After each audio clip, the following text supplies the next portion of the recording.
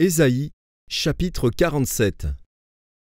Descends et assieds-toi dans la poussière, vierge, fille de Babylone.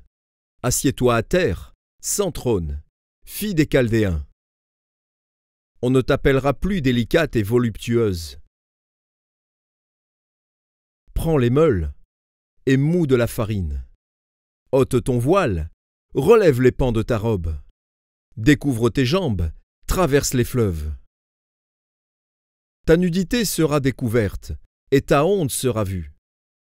J'exercerai ma vengeance, je n'épargnerai personne. Notre Rédempteur, c'est celui qui s'appelle l'Éternel des armées, c'est le Saint d'Israël. Assieds-toi en silence, et va dans les ténèbres, fille des Chaldéens.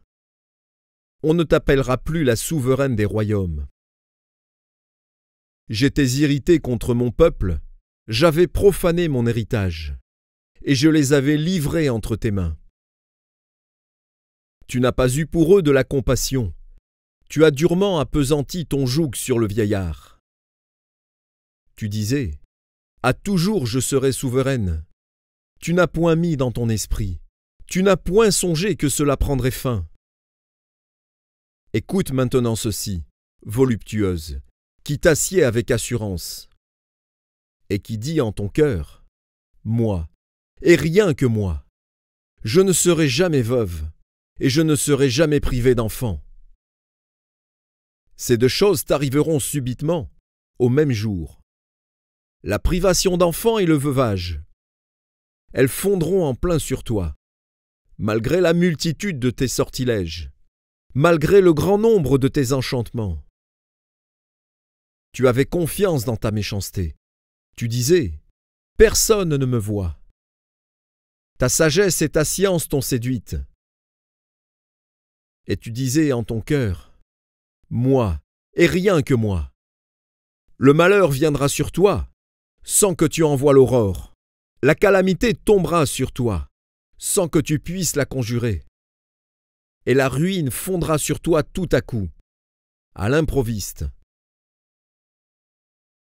Reste donc au milieu de tes enchantements et de la multitude de tes sortilèges, auxquels tu as consacré ton travail dès ta jeunesse.